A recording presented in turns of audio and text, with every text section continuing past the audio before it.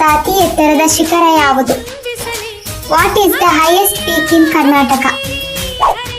A Kodachadri, B Mullayyanagiri, C Nandi Betta, D Chamundi ಬೆಟ್ಟ.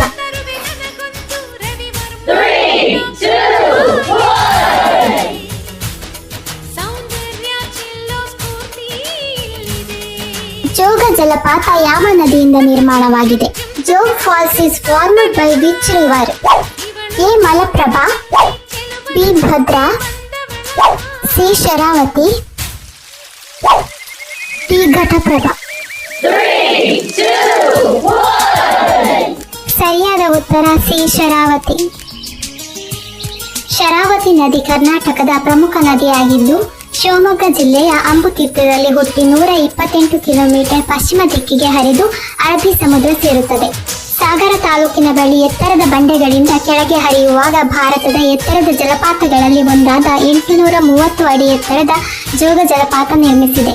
ಶರಾವತಿ ನದಿಯ ಮೇಲೆ ನಿರ್ಮಿಸಲಾಗಿರುವ ಲಿಂಗನಮಕ್ಕಿ ಅಣೆಕಟ್ಟು ಜಲವಿದ್ಯುತ್ ಉತ್ಪಾದನೆ ಕರ್ನಾಟಕಕ್ಕೆ ದೊಡ್ಡ ಪ್ರಮಾಣದಲ್ಲಿ ವಿದ್ಯುತ್ ಒದಗಿಸುವ ಯೋಜನೆಯಾಗಿದೆ. The Sharavati River is one of the major rivers of Karnataka.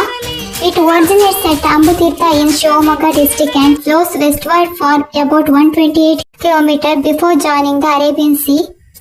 Near Sagara Taluku, while flowing down from high rocky cliffs, it forms the famous Jog Falls, which is one of the tallest waterfalls in India with a height of about 830 feet. The Linganamaki Dam built across Sharavati River is major hydroelectric project that supplies a large amount of electricity to Karnataka.